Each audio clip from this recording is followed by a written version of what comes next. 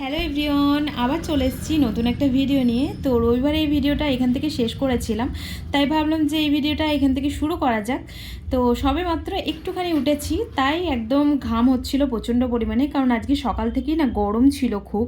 আর তার মধ্যে ধরো সিঁড়ির উপরে উঠছি, একদম পাহাড়ের উপরে, তো একটু তো ঘাম হবেই, তাই না? তো আজকে কিছু কথা তোমাদের সাথে শেয়ার করি। জানো তো, ছোট থেকেই না আমার ঘুরতে বেড়াতে খুব ভালো লাগে। তবে বাড়িতে বাবার ভয়ে কোনোদিন কোথাও যেতে পারিনি। আমার বাবা না খুব রাগী।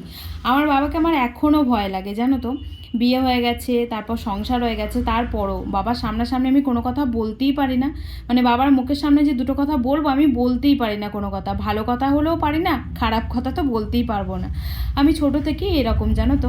আমি বাবা মায়ের একটাই মেয়ে, তাই হয়তো এরকমভাবেই বড় হয়েছি।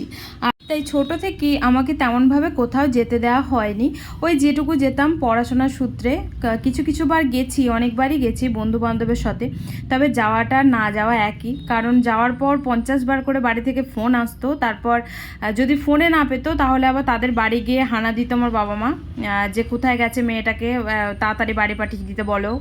তো সেই সব দেখে আর ইচ্ছাও করতো না যে কোথাও যাব বলে, তাই কোথাও যাইও নি।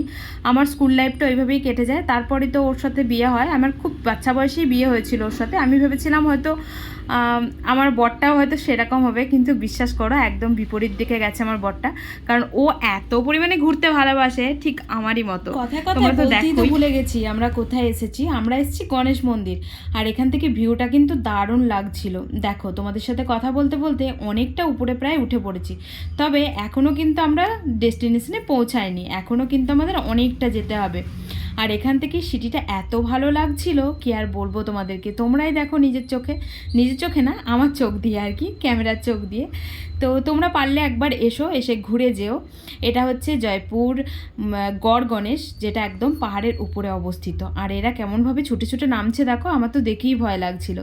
ভিডিওগুলো না অনেকটা বড় হয়ে যাচ্ছিল, তাই আমি এই ভিডিওটা এখানেই স্টপ করেছি। এরপরে আবারও আসছে। তো চলো, টাটা।